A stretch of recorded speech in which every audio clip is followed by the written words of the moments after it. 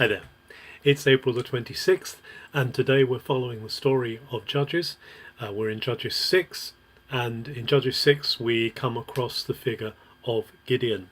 But first of all we read the setting, the familiar setting, that Israel rebels against God, they do wrong, and as a consequence their enemies come up and possess their land. In fact, the Midianites come up. Now Midian is down in the southwest part, beyond Israel, down on the coast really of the Red Sea, and so they're coming up from desert lands, and as they come up they have a secret weapon. They have a new weapon, the camel, and it says they sweep across the center of Israel right to the coast, right to Gaza, destroying the crops, taking the possessions of Israel. And the Israelites are so impoverished by the Midianites that they take refuge in caves in the mountains, and they cry out to God to help them.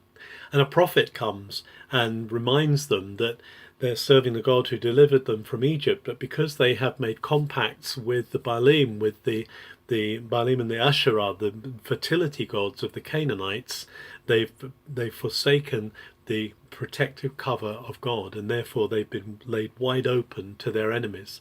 Not only the Midianites come, but they team up with the Amalekites, who are from Moab, to the east as well, and so they have this terrible inflow of enemies.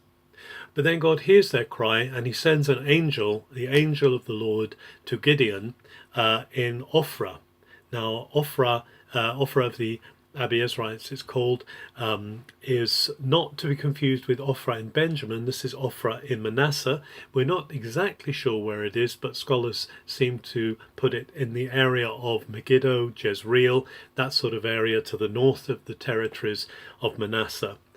And here Gideon encounters the angel of the Lord. The angel of the Lord meets him while he is threshing grain in a wine press. So that means a wine press is usually down underground, below ground level, and so he's hiding for fear of the Midianites. And the angel of the Lord comes and greets him, "Mighty man of valor, the Lord is with you." And Gideon's reaction is, well, how is the Lord with us if all this is happening to us? But the angel of the Lord assures Gideon that Gideon's going to be an instrument of God's deliverance, and he proves, the angel proves his power through consuming a sacrifice which Gideon puts out for him. And then Gideon is terrified and thinks he's going to die because he's looked on the face of the angel of the Lord. It's interesting how people get afraid of the face of the Lord or the face of the angel of the Lord and believe that they can't see him face to face. But actually Gideon doesn't die. God wants to come close. He wants us to look upon him. He wants us to see him. And so Gideon is called. He's empowered. The Spirit of the Lord comes upon him, and he blows a trumpet and he calls together some of the tribes of Israel, notably Zebulun, Naphtali, Asher, and Manasseh. I call them together to attack the Midianites as they are coming across Israel.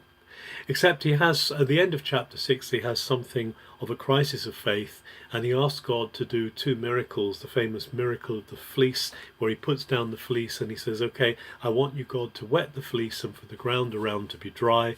And in the morning he finds that's happened, and then the next night he says, okay, I want you to leave the fleece dry but the ground around to be wet, which God also does in confirmation of the fact that he has called Gideon.